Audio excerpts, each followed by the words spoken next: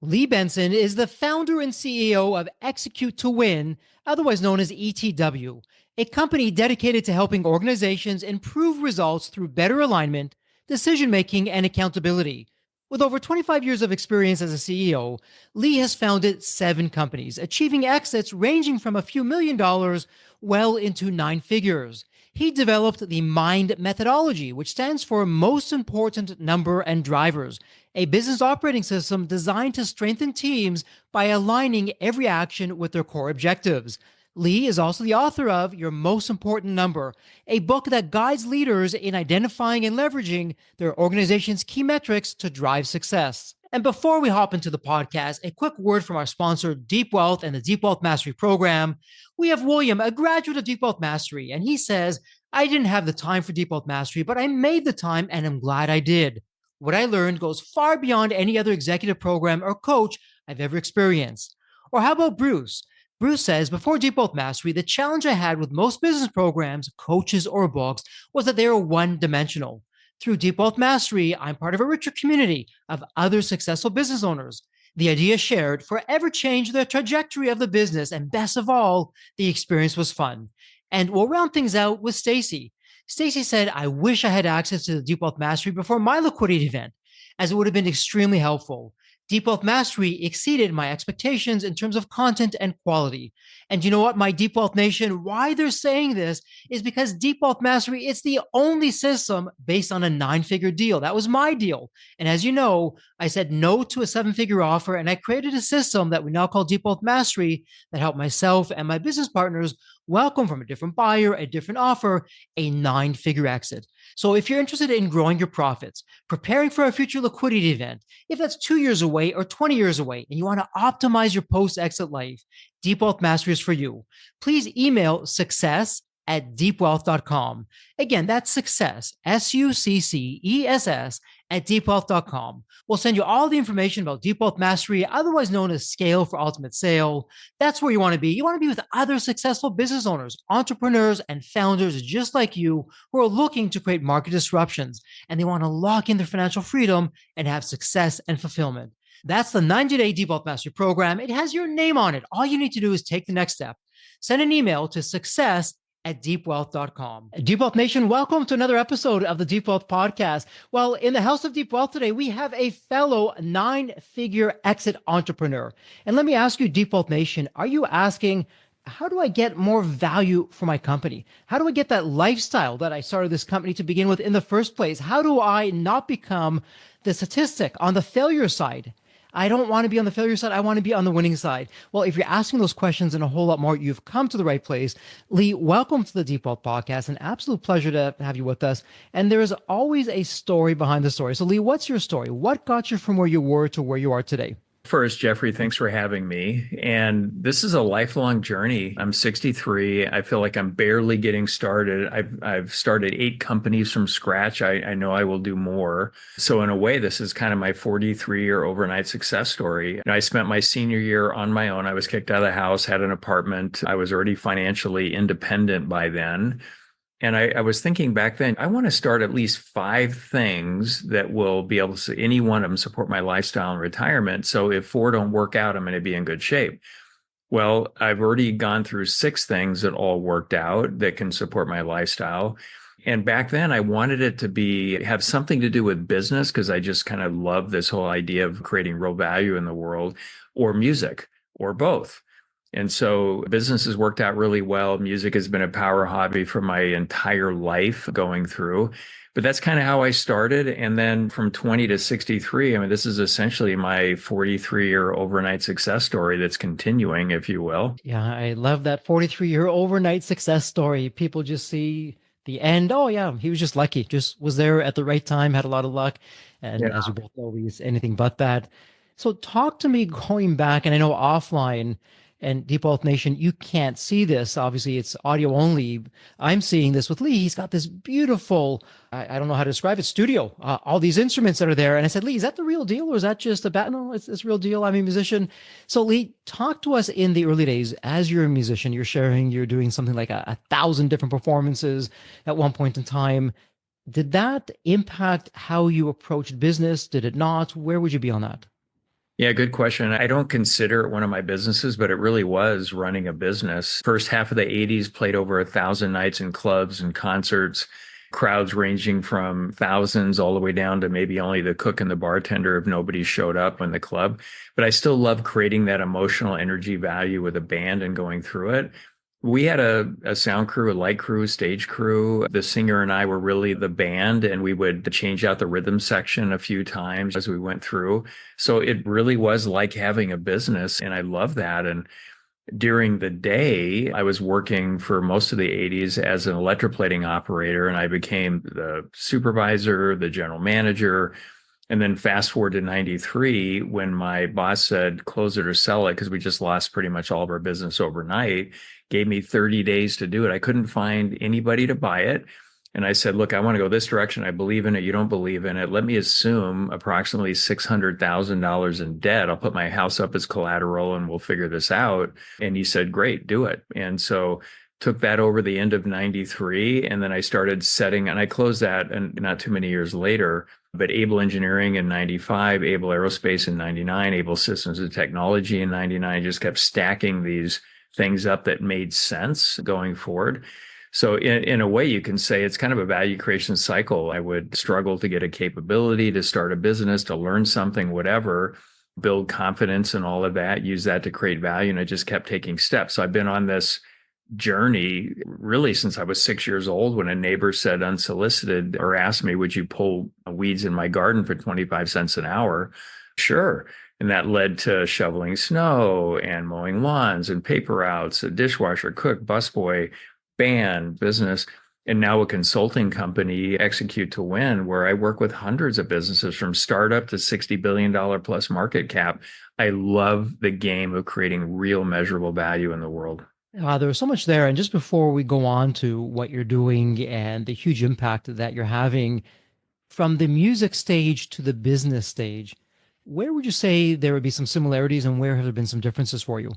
Yeah, one of the things that I don't think a lot of people think about is when you're playing in a band, and for me, it's all originals. I love writing songs and doing that. You have to be super creative. You're working with personalities. Everybody's a little bit different.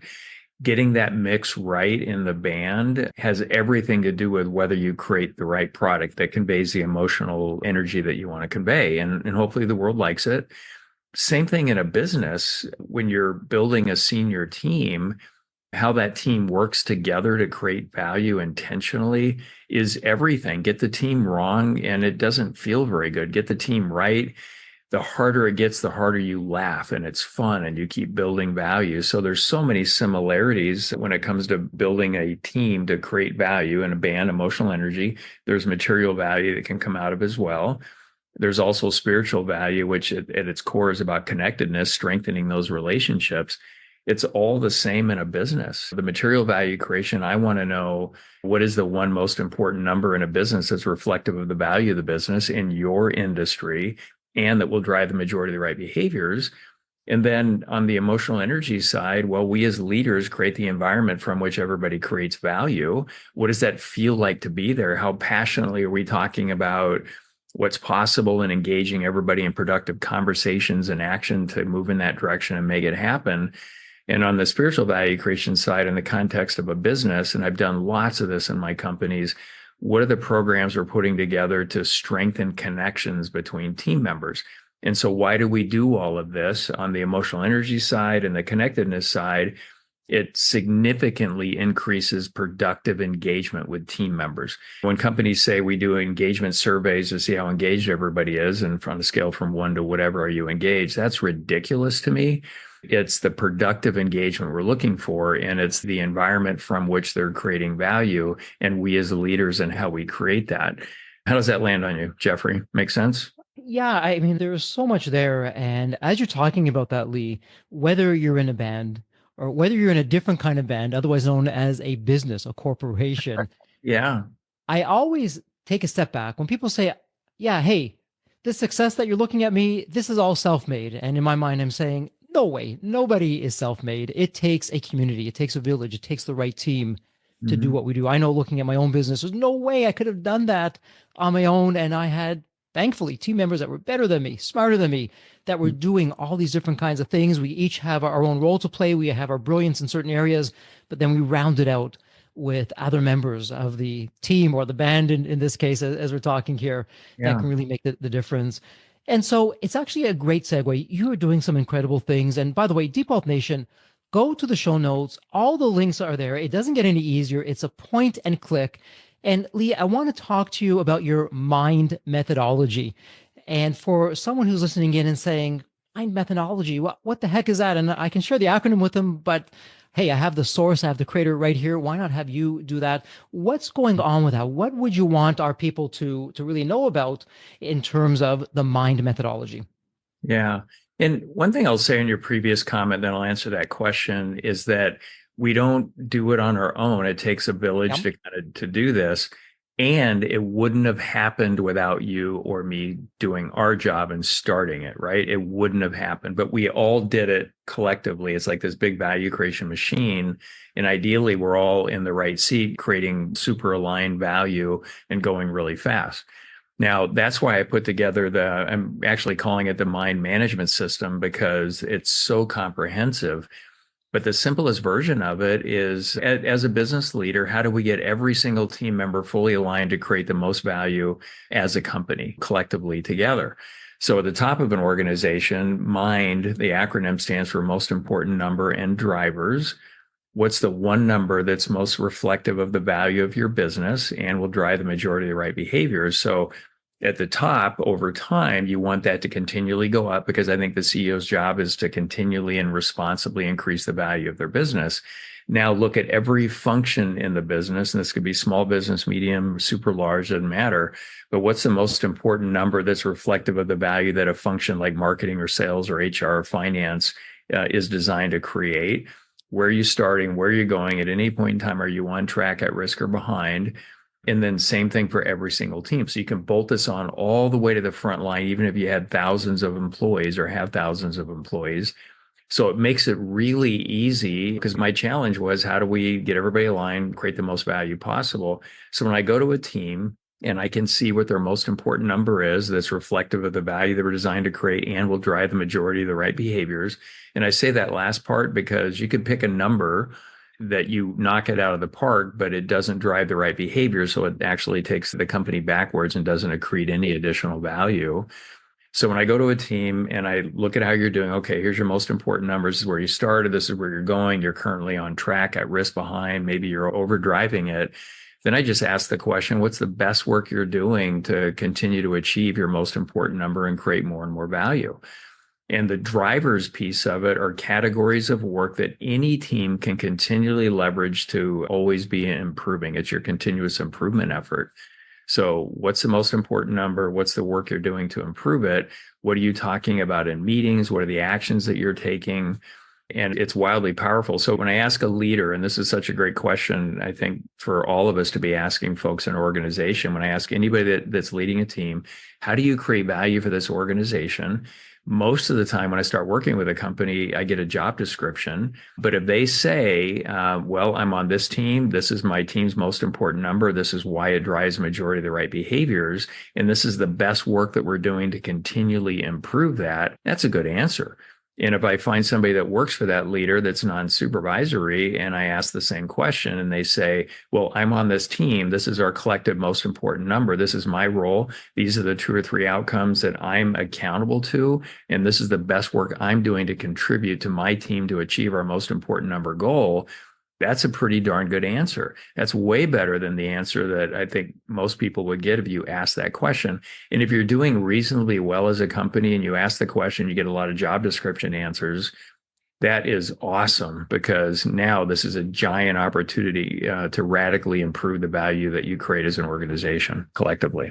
Interesting. And by the way, Deep Wealth Nation, in the show notes, go there, click on the book, Your Most Important Number, Increase Collaboration, Achieve Your Strategy, and Execute to Win. And Lee, what I want to ask you, you don't waste any time. Boom, chapter 1, you get right to it. And you're talking all about alignment and how it has to absolutely start really with us as the founders or the entrepreneurs, or certainly the senior leadership team. Where are we as entrepreneurs, generally speaking, typically getting it wrong when it comes to alignment? Well, I think most entrepreneurs don't put enough energy into alignment. So to get full alignment, you've got a number of things going on. It takes a little bit of work to get it set up, but then it makes it so much easier to sustain and scale it. And so just giving it the weight that it needs, I think is a real challenge. Now, there's four areas, and I just actually updated the book and I added a chapter 8 titled Why Sometimes CEOs Fail. And the subtitle is Does Your Team Really Understand? And there's four things going on. There's business model strategy, the value of your stuff, and culture. So on the business model side, do all of your leaders understand how you come up with your pricing, why it's the right pricing? Do they understand all of the expenses and approaches that go into producing your product or service? Do they understand the profitability? And the exciting part, do they understand the future profitability potential? And usually in meetings, when leaders get frustrated, CEOs, why are they making these decisions? Why do I always have to do this? I don't understand. Well, it's because they don't understand the business model or the other three areas. So I call it nudging, where this is value creation nudging, where when they're making decisions out of alignment with a business model, you're nudging them to get them in alignment to fully understand it. So in future meetings, you don't have to do that. And you know you're winning when they're actually nudging their team members that report to them around the same things. And then strategy, super interesting. A lot of people hear the word strategy. Oh, it makes sense. I understand that, or whatever. But it's kind of heady and they want to come up with something that sounds smart. I would say strategy is nothing more than approaches to increasing the value of your business. So what are the one, two, or three things at any point in time that we're doing to increase the value of the business? And what's the role every single leader in the organization can play to contribute to that? And do they understand it? And usually the answer is no, they don't. And most strategies are just a big compilation of please do your job bullet points, not things that will really increase the value of the business. And then on the value of what we have, the products and services, what are your customers really saying? What are the focus groups of customers really saying about it? Do all the leaders understand that so they can actually continually and appropriately improve the quality of the experience of these products and services? And then lastly, culture. What are the attitudes and behaviors that cause the most value to be created in the organization? And I love coming up with a set of alignment tools that drive that. Each one of these sections here is a whole hour conversation or more on its own. But I think for a lot of leaders, that's where they're getting it wrong. They're not teaching their leadership team the structure of the business, the model, the strategy, the value, the culture, et cetera. My goodness. So what are you saying there, Lee? Are you saying that luck is not a business model and it's not a strategy? What are you trying to tell us here? Well, it should be, right? You get into business, it should just happen for you. Let's intentionally create value. There's a lot of uncertainty, and let's look at it like an adventure. Yeah, absolutely love that. And as you're talking about that in your chapter 8, firstly, I love that you talked about, okay, let's talk about the business model. And I loved how you talked about the value, not the pricing, but the value, then strategy. But let's also talk about culture. All these things, by the way, very similar to you, we talk about in our Deep Wealth Mastery program. And in step 2, X factors, these are the things that don't necessarily show up on a P&L statement or a balance sheet. Sometimes they do. Oftentimes they don't. Culture is a foundational X factor. So for you, Lee, when it comes to culture, what would you want us to know? Yeah. Culture has gotten a little bit of a bad name because it's sort of warm and fuzzy in a lot of ways. It's expensive wallpaper. It has to be meaty. You have to sink your teeth into it. So if you have, let's just say, mission and behaviors as alignment tools, these that drive the attitudes and behaviors that we're looking for. And so why not have a mission that tells customers in a compelling way why they should do business with you, and at the same time tell every single team member why they have a job, why they get a paycheck? Because if we don't do this every single day to create value for our customers, our jobs are in jeopardy. And then what are the behaviors that cause the most value to be created? And get everybody's input on that, whether you have 5 employees, 5,000 employees, it doesn't matter. What are the behaviors of the best performing folks you've ever worked with on their best days? Distill it out.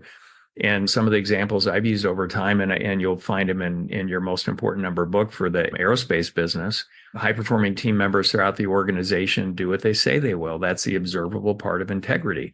Or they're fully engaged and participate within the team. They treat company resources as their own. They're respectful, honest, and straightforward. They present and pursue permanent solutions as opposed to dwelling on problems. I'll know these until I'm no longer on the planet, because every single team member at least twice a year had to come up with one example for each of those things, each of those alignment tools, as to where they applied it to make the company measurably better. It can't be wallpaper. I'm sure you see this too. I'll interview senior leaders from large companies that'll say, oh, yeah, our values are everything. It's why we do what we do. It's why we're successful. Well, that's fantastic. You have 12 values. What are the values? Not uncommon for them not to know any of them. So now we've just devolved into business virtue signaling, not actually using it. So I think that's why culture gets a bad name, because it's not applied correctly the majority of the time. I hesitate to put a percentage on it, but I bet it's 90% of the time plus it's not applied properly. What do you find, Jeffrey? Oh my goodness, there are so many different directions that I can go in, and you can see me, but the listener, you can't see me. My wheels are turning and I'm wanting to go here, wanting to go over there. But Lee, I really want to make this about you. And let me ask you something. As you're talking about this, before we go any further, I want to go back for just a moment to Able Aerospace.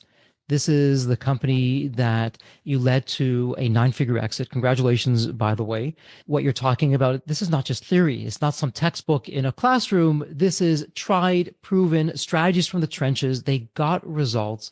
And so with what we're talking about, big picture wise, when you look back at your exit with Able Aerospace, is there one thing that really stood out that moved the dial for you?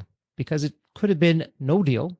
As we know, that's where most of these things typically end up, or it could have been a much smaller number. But was there something looking back at it that was truly exceptional, that really worked, or perhaps it was a combination of things? Would love some thoughts on that. Obviously, you've had some time since the exit to reflect, and you've begun to put this into motion with all that you're doing.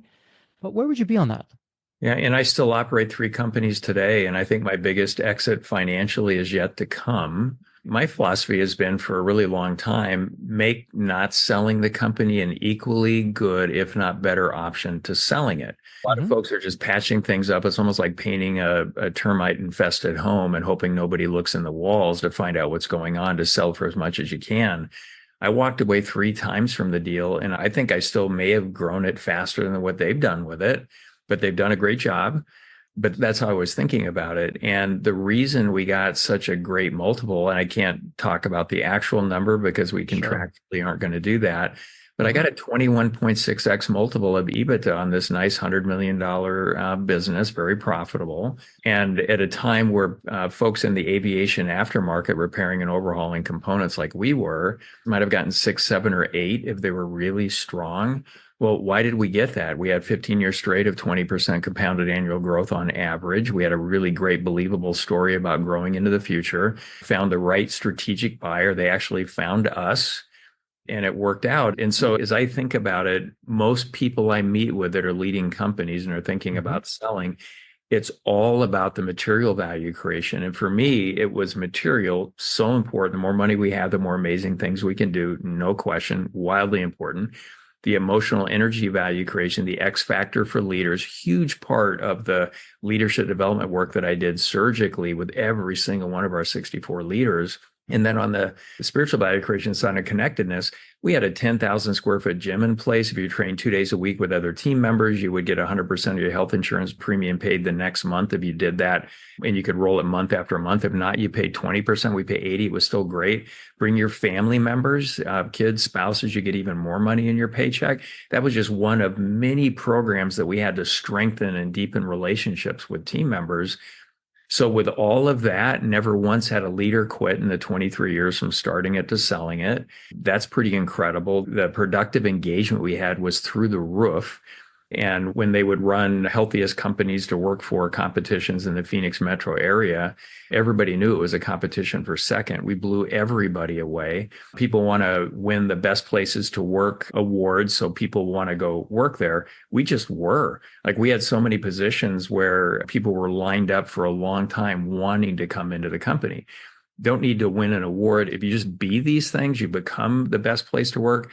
The word will spread, and all the stars will want to come work for you. And the stars are all working, by the way. Rarely are they on the street. So was there one thing? It was thinking about creating value holistically. Hmm. That's the best value. And if you don't get the right deal, if you're looking to sell, And by the way, and I know you agree with this, we should be positioned to sell for the highest price at any point in time because life conditions can change quickly. But if you don't find the right deal, keeping it's a great option, if not a better option. And Lee, that was our North Star. As you know, with any exit deal, it dies 1,000 deaths. And for us, what was always very comforting, yes, it'd be disappointing if the deal didn't go through. But for us, hey, we have this incredible business. So the deal doesn't go through, big deal. We'll Yeah. keep on managing it. Yes, there's some risk involved. We get that. We'll work through that. We'll manage it. We'll show up with an even more profitable company. So what's the downside here? It's having some more patience, having some more time. I wanted to circle back though. You said something that is spot on. It's also very easy to miss. And one of the things that you're saying is, yes, it's important to measure numbers, but what numbers are you measuring? You can hit it out of the park, but you actually did more harm than good. And Hmm. so to me, that's always, hey, let's not confuse activity with progress. I can imagine someone in the deep wealth community, they're hearing us talk, they're hearing about the MIND acronym and what's going on in there. And they're probably asking, well, Lee, this is great, but how do I know that I'm picking the most important number? Are there telltale signs that it's the right one or not the right one? What would you say to that? Well, it's super easy at the top of the organization because in your industry, how do those companies typically get valued? And so that's an easy one. But as you go out to the different functions, one of the ones I talk about in the book is HR. And so when I meet with new companies and they want to start deploying this, and each team needs to come up with their most important number, they have to go through it. They have to own it. It can't be myself or some other senior leader giving them a number because when it fails, they point to them and say, it wasn't my fault. I knew all along it wouldn't work, even though they told you it would. So they have to come up with it. And in HR, they almost always say, well, it's got to be engagement. Say, great. Well, let's hypothetically play this out. You hire me to run HR for your organization. You have 100 employees, 1,000 employees, or whatever. 3 years in the future, we've kept 97% of everybody. Our engagement score, or excuse me, retention, not engagement, retention. Our retention score is through the roof. Nobody's ever done this before. Never mind that 50% of the team members can't do the job, but we've kept them, right? So if you were to pick retention, which again is the most popular one that HR leaders will throw out there. And so, yes, it's a number. Retention is important if applied in the right way, but it didn't drive all the right behaviors. We did everything we could to keep them, even the folks that aren't creating the value that we hired them to create. Now, a better, most important number that I like over all others personally for HR is percentage of seats filled with capable people. And a capable person is somebody that's in a role that has clearly defined outcomes that are measurable, and they are achieving or over delivering on those numbers, and it's working, so they're capable. And you stratify it a bit in terms of the value they create for the organization, because a senior leader that isn't getting it done can do a lot more harm than a frontline team member, even though collectively frontline team members arguably in a lot of companies create the most value for the business. But I think that's really it. So if you had 100 employees and 80 of them were meeting or beating their outcome-based responsibilities that, again, are measurable, and 20% aren't, we're at 80%, and I would measure that. And so we could go one function to the next and test the most important number. Is it the right one, reflective of the value that they should be creating for the organization? And will it drive the majority of the right behaviors? And I say majority of the right because every thing that we measure could drive behaviors that aren't healthy. And it's good to have that conversation with the team. What are the behaviors this number will drive? If that's our North Star, they're going to be really healthy. And what are the potential behaviors that could hurt us? We want to be aware of that. So when it comes up, we don't want to do it. And then we all collectively on this team want to do our best work to drive that most important number. It's interesting. And I like how you're looking at it from an HR perspective. It's not enough that we fill the seats. What percentage have we filled the seats of people who are competent, that are in, using our music analogy, like we're talking about earlier, that in their own right are rock stars? What a great KPI for HR. But a lot of this seems to be coming back to something that you mentioned a little bit earlier. And Yeah. firstly, the fact that nobody quit from the top leadership level is remarkable, incredibly impressive. You've used the word surgical a number of times, with a surgical approach to leadership development. In fact, in chapter 6, you even talk about that. Can you share with us more what's going on behind the scenes with the surgical approach to leadership development? Because it seems that to get these results, they're not going to happen on their own. there needs to be leadership behind them to get this throughout the entire organization and to keep on top of that, keep it moving in the right direction. So what's going on there with this surgical approach? Yeah, one of my business partners in Execute to Win before he passed was Jack Welch, former CEO of General Electric. And Jack and I fully agree on this that probably 90% of dollars spent on leadership development in the United States are wasted. And it's Hmm. wasted because it's a one size fits all.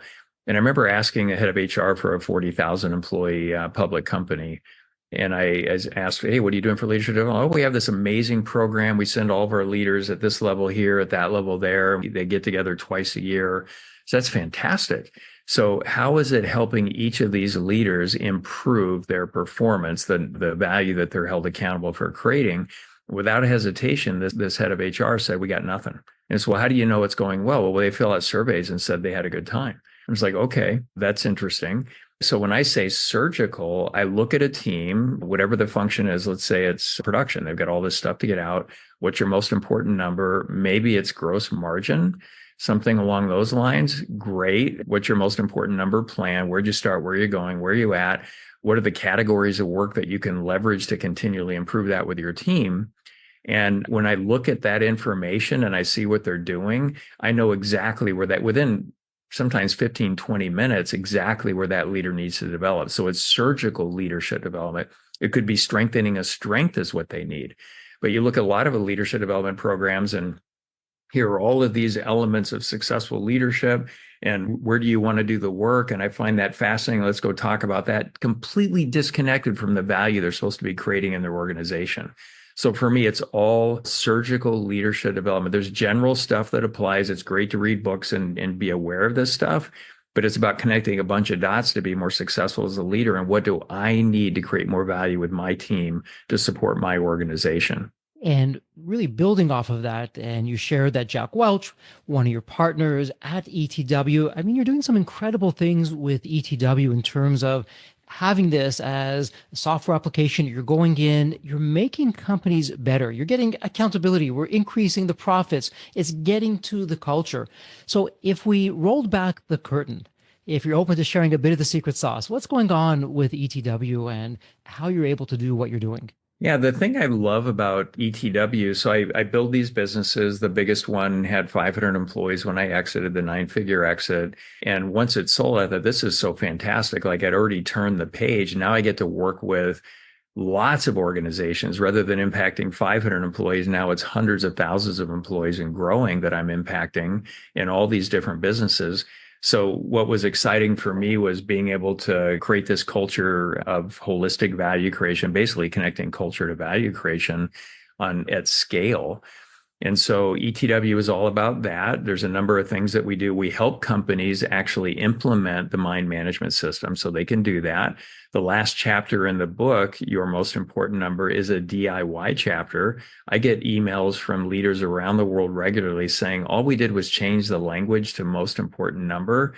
And then the CEO says, kind of laughing, then I decide I want to do this, and their team immediately challenges them and asks the question, well, what does this have to do with the most important number? So I know this works. It's incredible. You can do it at scale or really small. It doesn't matter. And I started a while ago these Execute mastermind groups, and I limit it to 8. And I've been in mastermind groups for a lot of years, and some of the bigger ones that you would have heard of with overlap for probably 40 years collectively.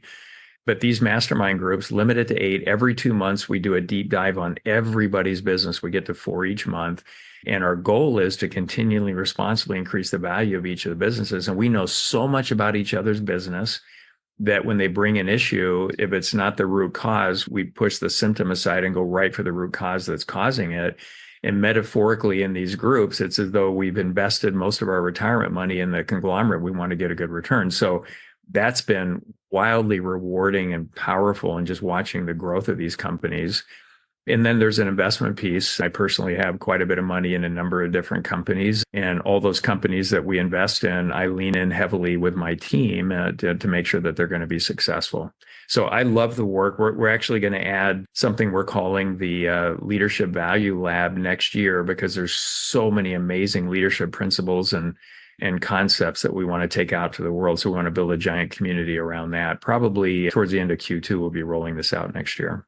And so, Lee, as you're talking about this, clearly there's a lot of boxes that we can check of what you've done. You've had tremendous success in business. You've had a wonderful exit, and you're sharing there's probably even a bigger exit after that nine-figure one that's off in the wings. We're working on that right now. These different investments, you're helping other entrepreneurs through these peer groups that you're doing. For you personally, though, here, now, and today, and it's probably changed over time, if you zoom out, what would it be that gives you fulfillment? It's beyond the numbers in the bank or the accolades that we get in business from the success. From a personal level, what's driving you with some fulfillment and happiness? My internal most important number is fulfillment.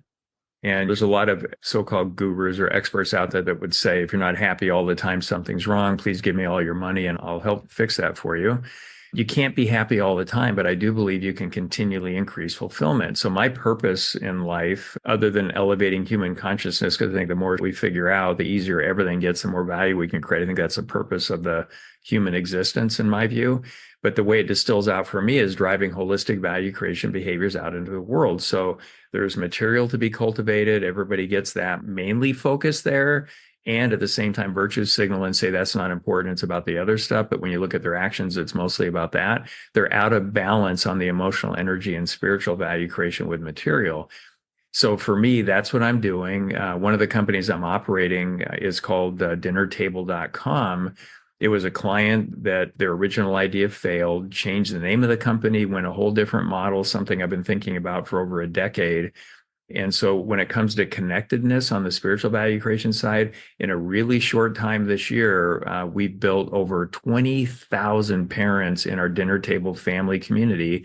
And it's a community of parents raising kids to create value in the world, holistic value, and a place to go for practical family wisdom around what works and doesn't work. So I'm looking at it and saying, well, how am I cultivating material value, emotional energy value, which, by the way, to me is the scarcest commodity on the planet.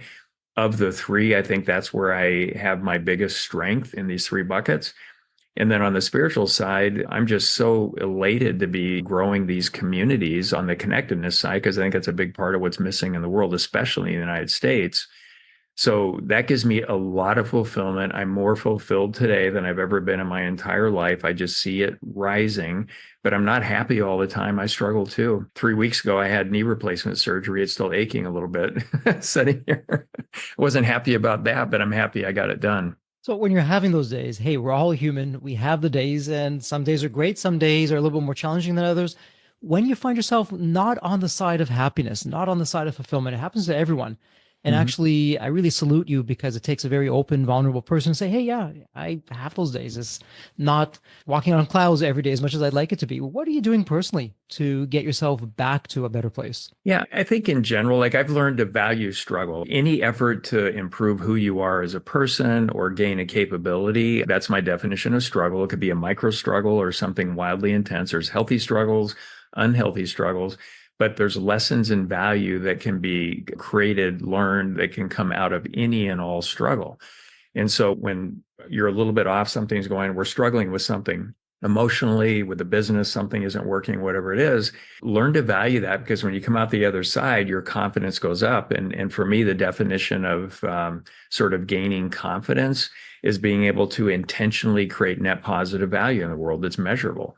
And so as you go through these struggles, as I go through them, to answer your question, the harder it is, I kind of start chuckling inside and I get a little bit of a warm feeling going, when I come out the other side of this, it sucks right now, but this is going to be amazing at how it accretes to my ability to create more value in the world. And then one of my internal mantras is be your best when you're at your worst. And so if I'm having a bad day, like last week, I was in a lot of pain just getting over the surgery. I've taken no pain medication of any kind for this. I just don't like the way it makes me feel. I don't think it's good for us.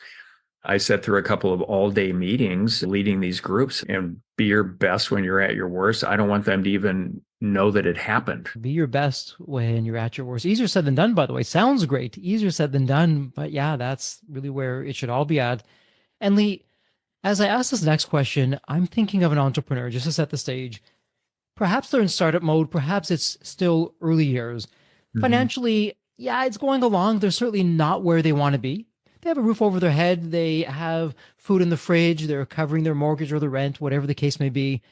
And I know you've been there, I've been there. Until you've been there, it's really hard to understand where this entrepreneur is saying, yeah, Lee, Jeffrey, I hear you. You're telling me that money's not the most important thing. Yeah, easy for you guys to say you've got your financial freedom, your independence, you did some great things on the business side, good for you, but I'm not there yet. And I know life will be a whole lot better. I will be so much happier when I have more zeros in the bank. And I can't wait to have my exit because it's going to solve all my problems. And I know certainly, Lee, that was me when I was going up the entrepreneurial success ladder and just so naive, so foolish along the way, and learned the hard way, many hard lessons post exit with that. But to that entrepreneur, what would you say that sure, money can be a lubricant for life and make things easier? Absolutely. No one's denying that. In terms of getting that fulfillment, getting that happiness, what would you tell that entrepreneur? Yeah. And I've never said money isn't the most important thing. Personally, a lot of people say that. What I say is money is a very important thing. Cultivating material value creation is wildly important. And the emotional energy and the connectedness side on the other two buckets for me, also wildly important. As hard as it is to be good at creating the material value by building a business, operating a business, I think it's actually a little bit harder and takes a little bit longer to cultivate real emotional energy value and spiritual value in those other two buckets. I think that it is. And so, why is it important to not hang on to unhelpful emotions any longer than you have to? Anger, hate, contempt, self doubt, defeating thoughts, and all of that. Because whenever that's going on, and I still do this work, all of us have work to do here, I believe when all that's going on, I can't be present and super creative and create the most value, be inspiring as a leader. I can't do that nearly as well when those unhealthy things are going on. So when you're in that position, I was there too. It's like the first year in the first business, I almost went out of business. I think at least 15 times, had to go out and hunt every week for the work that's going to pay the next bills and figure all of that stuff out. But the more stressed I was about it, the slower I was able to solve for the problem. This is such an easy thing to say and so freaking hard to really get right, but there's wisdom in that in what I just said. So whatever we can do to continually turn the page faster and faster on setbacks emotionally, so we can be super present, super curious, and create value faster. That's one thing I would say to these folks. Yeah, it's all about the value creation. And you may say, Jeffrey, on base, off base. For me, it's always been about let me create enough value that I can help other people solve their problems and openly expect nothing in return. If I can do that enough, though, and I can scale that, then over time, I'll be in a position to be able to do what I want. And it's a win for everyone. And as we're talking about this, Lee, I'm actually thinking of my two daughters. So, Hmm. one, fresh college grad, came out of her business program and now is in a startup herself on the marketing side. My younger one is in her senior year at high school. And I know as a parent, I often struggle with giving them not just life advice, but business advice for themselves of what they can use in their career. Because I know so often for myself, even today, I read something just earlier this morning or yesterday. Wow, what a game changer. If I would have known this back in the day when I first got my career going, I can only imagine what it would have done for me. Where you've been, what you've done, what you've gone through, what you've seen, the people that you're helping right now, what would you share to up and coming entrepreneurs? Perhaps they're just starting or they're about to start, it's just around the corner. Anything that comes to mind of some wisdom or strategies from the trenches of, hey, think about this. Yeah, two things are coming to mind here. One, I couldn't be who I am today, and neither could you if you didn't go through all of this stuff, all the struggles and everything else. And when I ask people, and I do regular sort of roundtable discussions here in my studio and ask people, hey, if you could give your 16-year-old or 20-year-old self advice, what would it be? And there's these amazing, thoughtful answers. And then I say, okay, now give them advice they could actually hear, because you can hear it today because you've gone through all this. They won't hear it then. And the work I do in dinner table is I work with the parents, work with the kids in these larger groups. And I ask the question, what character traits and capabilities would you like your kids to have when they launch into adulthood? And then what healthy struggles can we intentionally design today to move them in that direction? And so for me, as the advice I would give, it's really this question: what capability and character traits would you like to have as you go into this business career? And then what can you do to start moving in that direction a lot more intentionally today? And then they come up with it and they own it. But candidly, it's super hard to give young folks advice they can even hear. Just like when I was 16, I don't know what the age was for you, but when I was 16, I knew everything and Yes. nobody could Yeah. tell me anything. So good luck on that. Yeah, no, I hear you on that. And like yourself, absolutely. Sure. Tell me whatever you want to tell you. I'm going to do what I want to do anyways, back in my younger days. And to Yep. your point, hey, what didn't kill you made you stronger. And there's so much truth to that. Before we go into wrap up mode, I've heard you mention spiritual a number of times, Mhm. spiritual value. So, spiritual for a lot of people, that word, in fact, I may have just lost all the listeners at that point, heard that one word, but spiritual, what does it really mean for you? What does it look like in your life, Lee? Yeah, at its core, it's about connectedness. And every person, every family is going to be different. So, how connected are we with ourselves? Do we know why we feel the way we do, make decisions the way we make it, all of it? And then, how connected are we with our team members at work, with our family, communities that are important to us, causes that are important to us? For some families, they're deeply religious. It's about connectedness with God. I'm not religious at all. I feel like I'm connected to the universe when I write songs. This stuff comes in from somewhere and it's not just coming from me. So I'm connected. I don't know how to explain it. I don't know, even know that it's explainable, but spiritual value creation is about connectedness. And it's like politics. If you say Democrat, you turn off half the brains in the room. You say Republican, you turn off half the brains in the room. You say God, you turn off half the brains in the room, which is crazy to me because here's a bunch of folks trying to make the world better, live a better life, and do all that. And somehow that's bad. That is so strange. But that bucket of spiritual value creation is all about connectedness. And even if you're a full on atheist, being connected to a community is important to you. That's how I think about it. And what's interesting as you talk about that, and sure, different people, same word can mean different things. Generally speaking, though, if I zoom out of this, it's more than just showing up at the office. And yes, I'm terrific in these areas. Well, what's behind that? What's your rocket fuel, so to speak, that brings you joy, fulfillment, happiness? What's your support network like? And the reason I mentioned that, and in addition to spiritual, you also talked about physical fitness and what you're doing with your team and encouraging them and their families to, hey, get a workout in. We often miss that. You don't hear that a lot in corporate America. It's all about the numbers, but there's people that drive those numbers. And if the people, and if they can't be at the top of their game physically, mentally, emotionally, that's going to spill over onto the business side. So it's refreshing to hear you speak about, yes, spiritual, yes, physical, yes, our health is really important in all the different areas. If you get that right, you're likely going to have better results on the business side. Thoughts about that? Yeah, 100%. So think about two different ways of approaching your team. One, it's purely transactional. We all agreed we pay you this, you do that. And it's about the material value creation and everybody doing their Mhm. part, but we're missing all the other stuff. Now, the other way, which I prefer, is we're all on this journey and we happen to be together. It's a developmental journey. We're here to support each other and grow together and collectively create value together. That Mhm. feels significantly different than the transactional piece of it. And I was speaking to a group, a week ago, and these are a bunch of folks interested in selling their businesses. So it's perfect for what you do, Jeffrey. And one of the things I said is, hey, 7 months before we decided to eventually sell this larger exit, 500 team members, every month I would meet with all employees. A whole day was set aside for this by function, had a conference room that could fit over 300 people in it. And I said, hey, we're thinking about doing this. We want you to keep it quiet. What do you think? Here's the pros and cons and how we think about it. And when we started out, about 20% didn't want to do it. By the end, only about two people didn't want to do it, actually, two people. So we ended up going through, we had the right deal and all of it. But as I'm Mhm. explaining the story to this group of folks wanting to sell, the questions were, well, why would you tell the employees? Did they have ownership? Why did you do this? And that just told me instantly, you guys are fully transactional. Like in my brain, you wouldn't do anything else but do this. We all collectively got here. I want to make sure they continue. I took millions of dollars off the top and spread it out amongst 26 leaders as retention bonuses. Please stay 2 years so this thing doesn't blow up. Most of the shareholders, there were 13 of us, all internal to the company, were really good about it. But a couple of them were like, why are you doing that? That's coming out of our piece of the deal. I said, well, I own the majority of the company.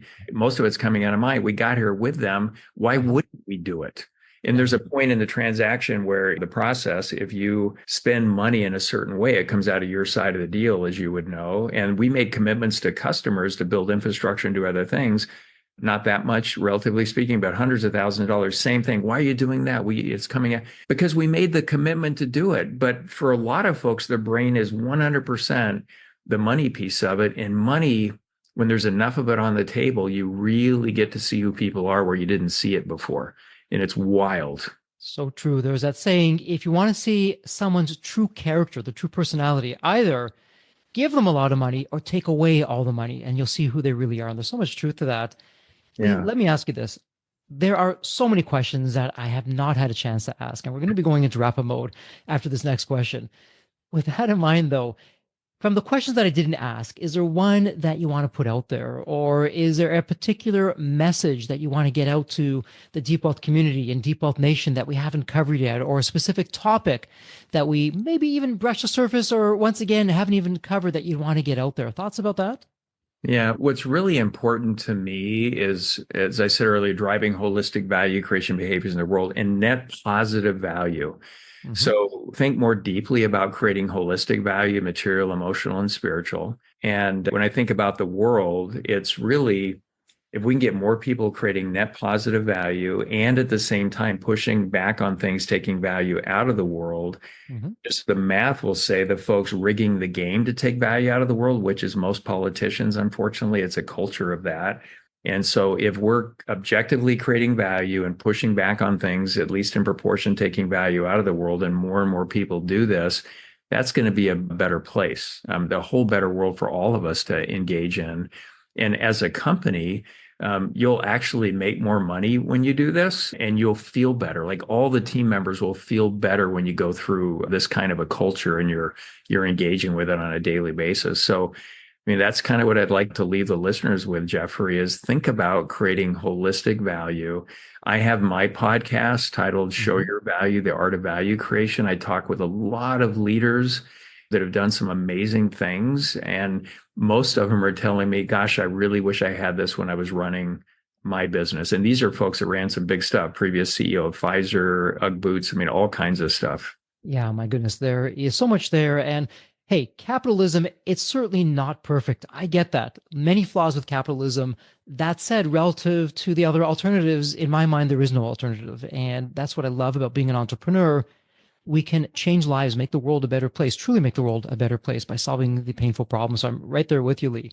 So, Jeffrey, I'd like to change it to value creationism. Let's move it from capitalism to value creation, best I like value that. across the board. Yeah, I love that. Value creationism. Yeah, I'm there. I'm sign me up, Lee. I'm there. I am there with you. And so, with that top of mind, we're going to go into wrap up mode. Sadly, we're going into wrap up mode. I really enjoyed our conversation. And so, here on the Deep Wealth Podcast, Lee, it's our tradition where I have both the privilege and the honor to ask every guest the same question. And it's a really fun question. Let me set this up for you. When you think of the movie Back to the Future, you have that magical DeLorean car that can take you to any point in time. So Hmm. here's the fun part, Lise. Tomorrow morning, you look outside your window. Not only is the DeLorean car curbside, the door is open, it's waiting for you to hop on in, which you do. And you're now going to go to any point in your life. Lee, as a young child, a teenager, whatever point in time it would be, what would you be telling your younger self in terms of life lessons or life wisdom? Or, hey, Lee, do this, but don't do that. What would that sound like? Again, it's challenging. What would I, well, the place I would go back to is my Uh-huh. friend Rick's basement with my band. And we Love would it. play every night for hours at Uh-huh. a time, just jamming really loud and funky lights in the background. What a cool experience that was. But to give me advice, I almost think it would mess me up no matter what I said. So interesting. So really, Lee, I don't want to put words in your mouth. You can say Jeffrey on base or off base. It's really what I'm hearing. Hey, Lee, this is your younger Lee. Enjoy the journey, the ups, the downs. Just enjoy all of it because it'll make you who you are today. How am I doing with that? I think it's good and it's appropriate. All you ever have is what you're doing right now. Enjoy that. But could I have heard that and done anything with it? Yeah, that's My guess yeah. is no. All you ever have is what you're doing right now. So you might as well enjoy it. That's great advice as well. And Lee, you're in terrific company. If there's one theme in regards to an answer to that question, is what we're talking about here right now. So many of the guests are saying, Jeffrey, even in my darkest times, I don't think I would change anything because of that one time. I didn't think I can get through it, but I did. And later on, it helped me do this or that. And I love where I am right now with all of the bumps and the valleys and the hills. It's all been terrific. I wouldn't change anything. And so it's terrific to hear you mention that and share that with us. And Lee, as we wrap up now, for a listener, they have a question, they want to reach out, they want to sign up with some of the things that you're doing, they want to speak with you, where would be the best place online to reach you? Yeah, please go to our website, etw.com, or connect with me on LinkedIn. I'm easy to find there. And Deep Wealth Nation, it does not get any easier. It's all in the show notes. Go to the show notes. It's point and click. Everything that we've talked about today is there. The podcast, the books, your website, your LinkedIn profile is all there for you. So that said, Lee, congratulations. It's official. This is a wrap. And as we love to say here at Deep Wealth, may you continue to thrive and prosper while you remain healthy and safe. Thank you so much. Thank you. So there you have it, Deep Wealth Nation. What did you think? So with all that said, and as we wrap it up, I have another question for you. Actually, it's more of a personal favor. Did you find this episode helpful? Have you found other episodes of the Deep Wealth Podcast empowering and a game changer for your journey? And if you said yes, and I really hope you did, I have a small but really meaningful way that you can actually help us out and keep these episodes coming to you. Are you ready for it? The dramatic pause. I'll just wait a moment. Drum roll, please. Subscribe. Please subscribe to the Deep Wealth Podcast on your favorite podcast channel. When you subscribe to the Deep Wealth Podcast, you're saving yourself time. Every episode automatically comes to you. And I want you to know that we meticulously craft every one of our episodes to have impactful strategies, stories, expert insights that are designed to help you grow your profits, increase the value of your business, and yes, even optimize your post-exit life and your life right now, whatever you want that to look like. And every time you subscribe and a fellow entrepreneur subscribes, it's a testament to how together, yes, we are changing the social fabric of society. One business owner at a time, one liquidity event at a time. So don't let the momentum stop here. Subscribe now on your favorite podcast channel. You'll never miss an episode. You'll be the first to hear from the top industry leaders, the innovators, the disruptors that are really changing and shaping the business world. And maybe you're commuting, maybe you're at the gym, maybe you're taking a well-deserved break that we spoke all about on this episode. The Deep Wealth Podcast, it's your reliable source for the next big idea that could literally revolutionize your business. So once again, please hit that subscribe button, stay connected, inspired, and ahead of the curve. And again, your next big breakthrough moment, it might just be one episode away. Maybe it was even this episode. So all that said, thank you so much for listening. And remember, your wealth isn't just about the money in the bank. It's about the depth of your journey and the impact that you're creating. So let's continue this journey together. And from the bottom of my heart, thank you so much for listening to this episode. And as we love to say here at Deep Wealth, may you continue to thrive and prosper while you remain healthy and safe. Thank you so much. God bless.